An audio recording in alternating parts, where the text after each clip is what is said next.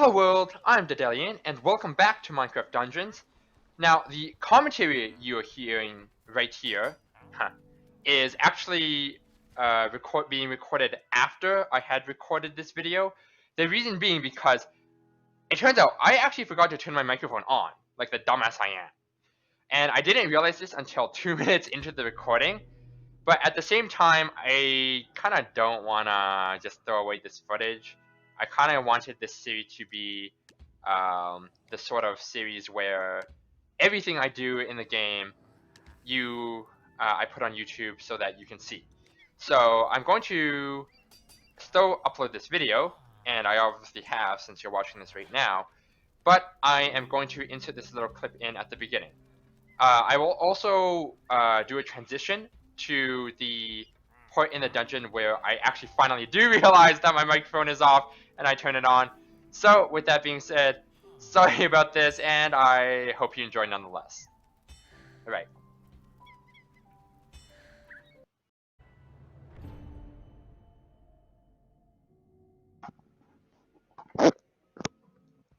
I just realized I did not put my microphone down. So I just activated my microphone. Hopefully that doesn't mess with the audio settings or anything. Whoops. That's my bad. I really gotta pay more attention to this stuff. To be honest, I've been feeling pretty lazy today and pretty tired. I'm not sure why. Probably because I didn't get that much rest last night. Wait, let me quickly press tab so I actually know where I'm going. And before I even press tab, I should probably check the map as usual.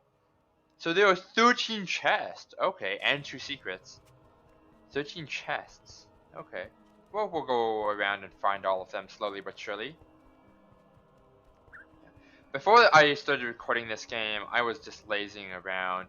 I had recently finished a book called Proofs and Refutations, which I think I talked about in a previous video. And now I'm reading another book called Method and Appraisal in the Physical Sciences, which is in its own right pretty interesting. And there are a lot of things I feel like there are a lot of things that I learned in like junior high school, or I guess in some places it's called middle school. I live in Canada, so we call it junior high school. Or not we called it junior high school, but we still do call it junior high school. Okay, that's a lot of mobs. No thank you. I was wondering where all the mobs were. Gotta be a little bit careful. Ouch. Please don't. Please don't. Don't hurt my feelings.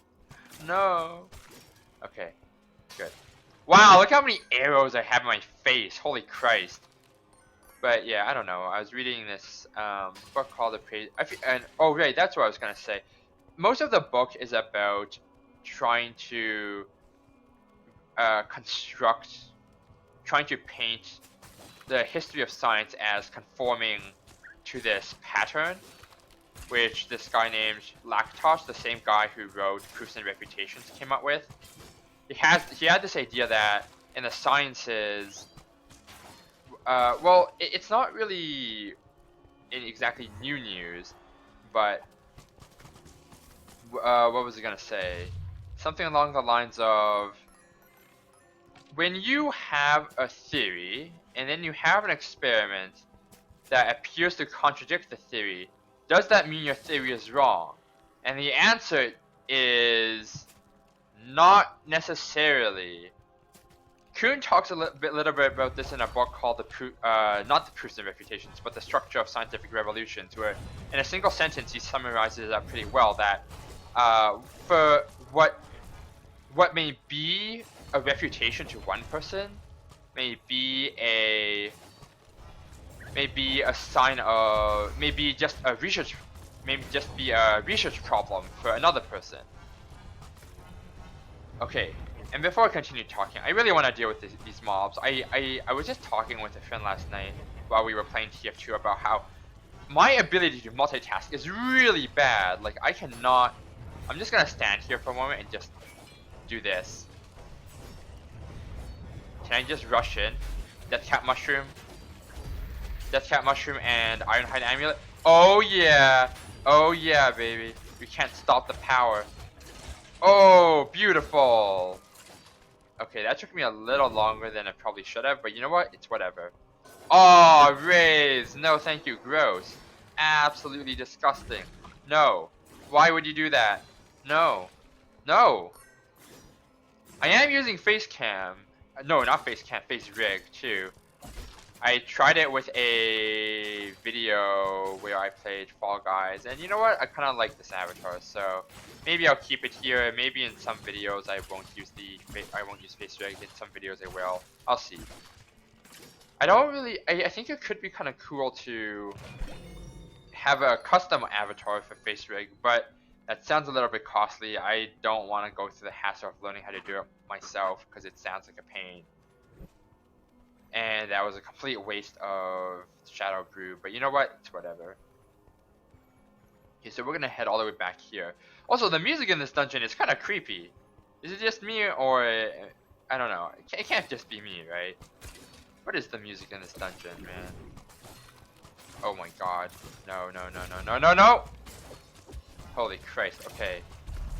I can't talk about whatever books I've been reading because I need to focus on not dying, and me focusing on not dying and me talking about books that I've been reading. Can't do both at the same time, unfortunately. Not very good at multitasking. What? You ain't get a battle staff from this dungeon? What?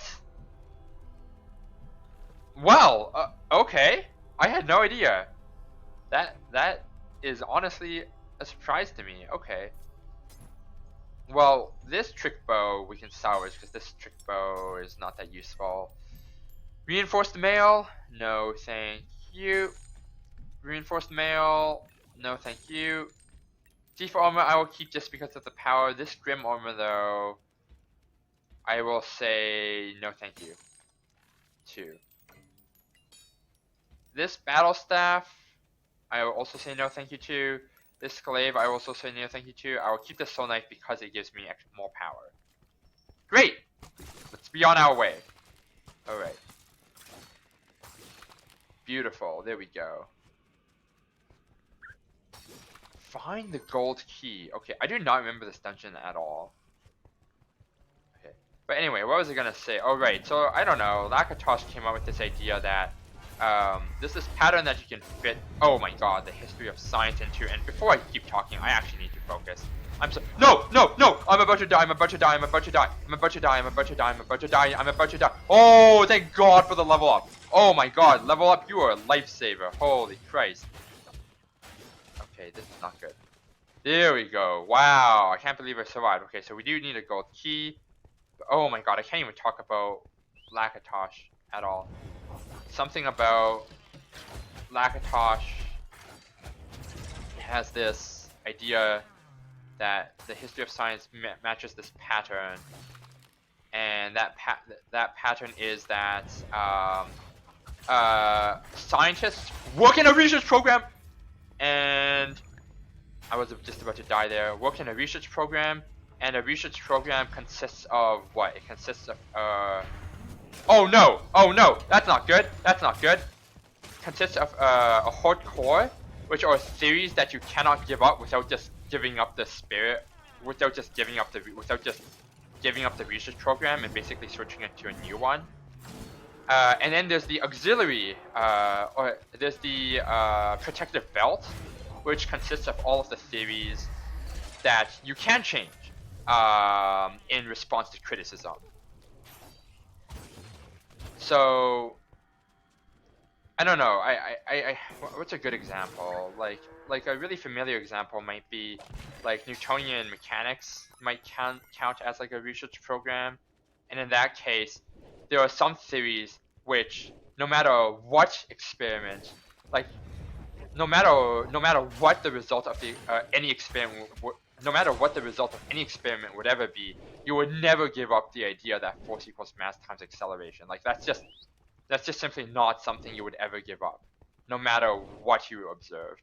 Instead, if you made a prediction with this research program and experiment and your observations don't match your observations, then you give up, you modify theories in the protective belt and not in the horde core. Oh my god, frick. But yeah, I don't know. There's some pretty interesting stuff. I feel like, again, I'm not a philosopher, so I can't really talk, but I feel like Lactosh maybe goes a bit too far. Like I think he's right in saying like it's kind of cool that some, if not all, of the history of science can be kind of fits this pattern, and can be described in this sort of way. But Lactosh maybe goes too far in saying that basically, okay, how can I word this? Basically, Lactosh has this idea that a research program can either be progressive or degenerative. A research program is progressive if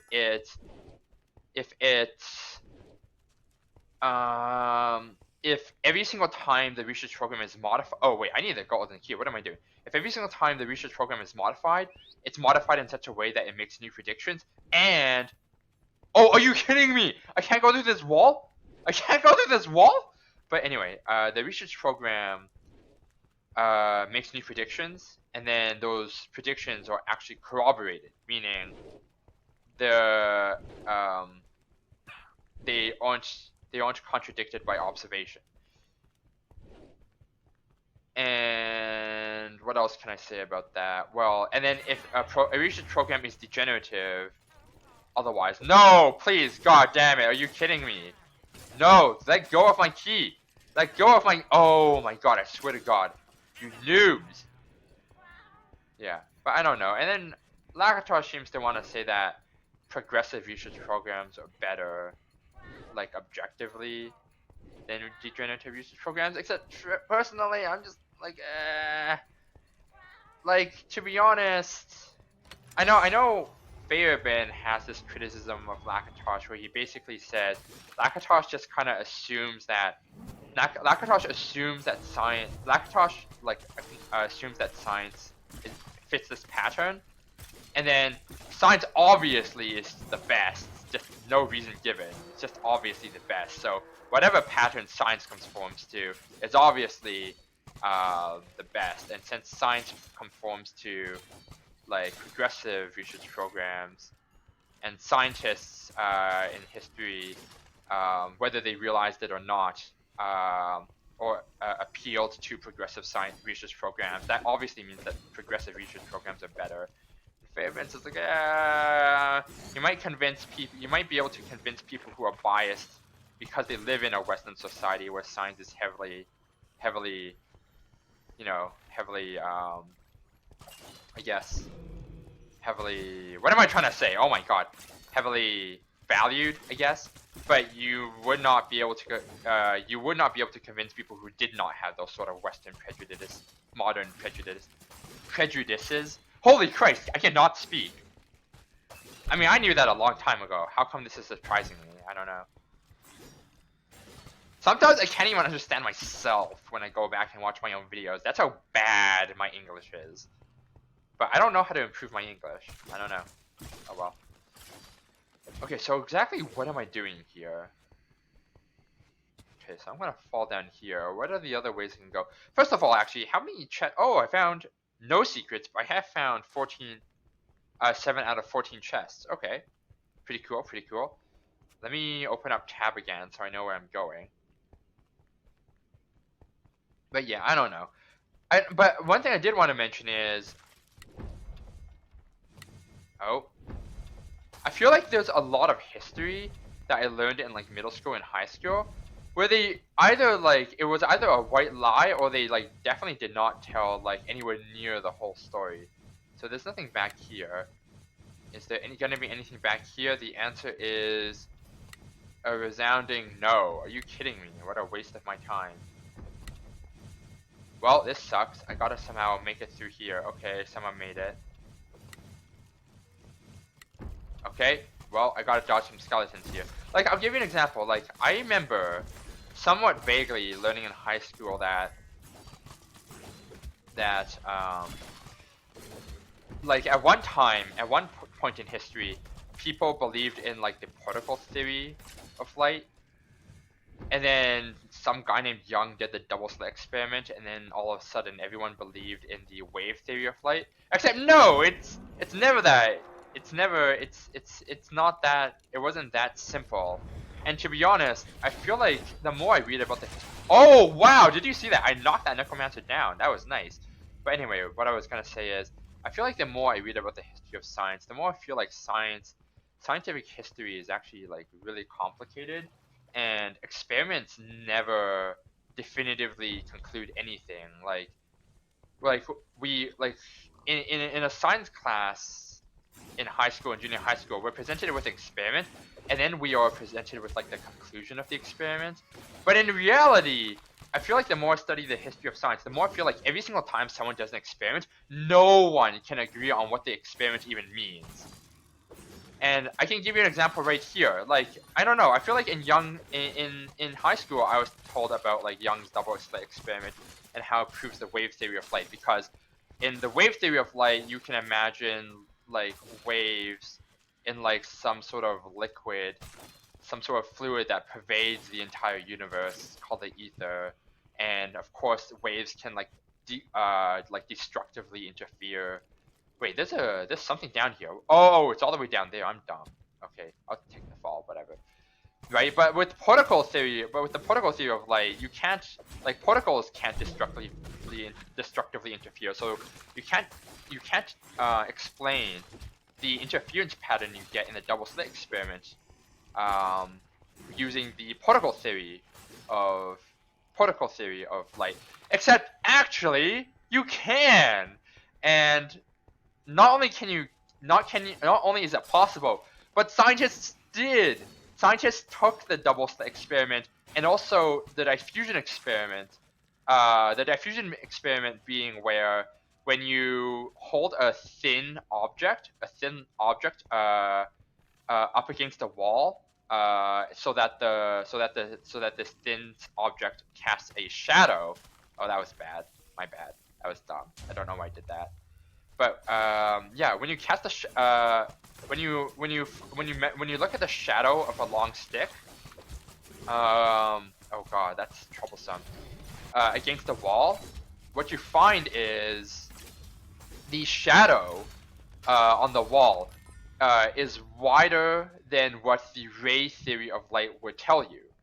And the ray theory of light, of course, would be would be an implication of the particle theory of light, since in the particle theory of light, or rather the crepuscular theory of light to be more exact, but the crepuscular theory of light would tell you that unless some force causes a light particle to change direction, it travels in a straight line, right?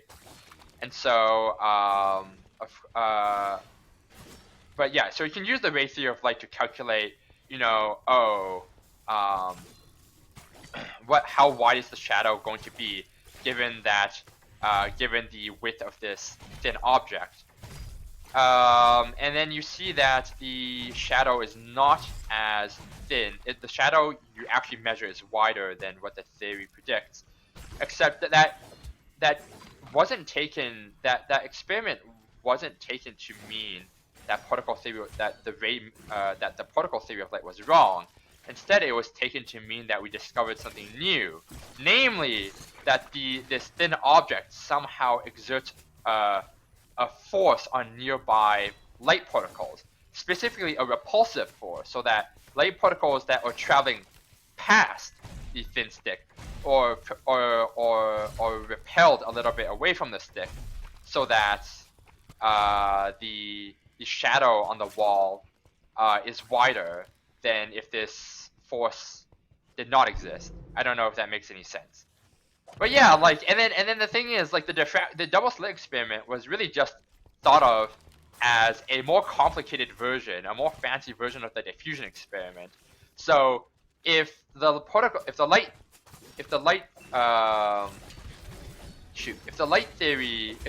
theory of light was able to describe the diffusion experiment, then it was assumed that you can really explain the double slit experiment too in the exact same way. That somehow, as the light particles pass through the slits, they have a force exerted on them. Okay, let me just throw this TNT.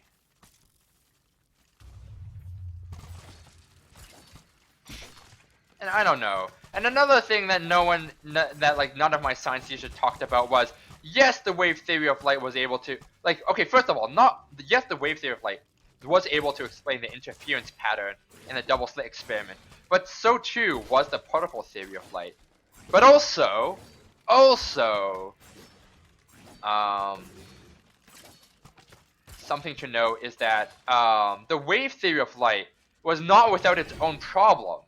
There were actually a lot of things that the wave theory of light couldn't explain that the particle theory of light could explain. Like, the wave theory of light really struggled, seems to predict that if you have like two flashlights and you shine them on a spot, on the same spot on the wall, you should observe like some sort of interference pattern on the wall, since it's highly unlikely that the two flashlights or two light sources in general are going to somehow be so synced up that none of the waves destructively interfere on at least some point on the wall, even if it's only temporarily. Yet we never observe this sort of thing. So yeah, I mean, of course, for people who want to believe in the wave theory of light, they don't see this as a falsification of their ideas. They just see it as an interesting research problem. And in fact, you can, if they, I believe it was some scientist named Fresnel or something who eventually was able to come up with an explanation, which is that yes, there are these interference patterns on the wall, but they last for such a short amount of time that you can't see them with your eyes. And that's it. That's the whole explanation. That's all you needed to say. But if you're going to allow that sort of explanation, then a lot of phenomena which were pointed out as being problems for the particle theory of light could actually be explained in a similar manner. Interestingly, also, there's something that really interests me particularly, which I did not know before, which was I know in high school and also in university. There's this interesting observation that's talked about, which is the constancy of the speed of light, which is, again, if you like shine a flashlight and you're standing beside the flashlight and you somehow measure the speed of the light, you measure it to be what, like 300,000 meters per second. But then if you like start moving in the direction of the light at say 100 meters per second, and you measure the speed of light, you measure the speed of light not to be 300,000 meters per second minus 100 meters per second. You still measure it to be 300,000 meters per second.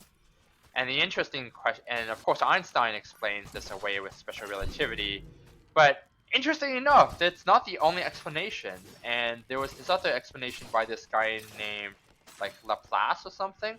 Oh, I guess this is the end of the dungeon, but let me go over here and quickly check. Yeah, but Laplace managed to explain it by saying that light sources actually release light particles traveling at anywhere from being light sources emit infinite light rays, which all travel at different velocities. But our eyes are designed to only be able to detect those light rays within a certain relativistic velocity to our eye. And then there was apparently an experiment that tried to confirm Laplace's theory or I shouldn't really say confirm, because now I feel like scientific theories really are not confirmed at all. Maybe corroborated, but never confirmed or verified. But Laplace managed to come up with this theory that, and then I don't remember what the experiment was or who did it, but someone did some experiment trying to detect these invisible light rays from the sun that our eyes could not detect, and apparently they did. The result of that experiment was, their conclusion at least, was that they did detect it. They did detect these invisible rays, which was really interesting. And I don't know, I just feel like the history of science is a complete mess, but it's pretty fun. I like seeing people bicker with each other. So let me quickly equip some of my artifacts to raise my power up. is this the highest I can get my power? I think so. Yeah. I think so, right? Okay, let's go through.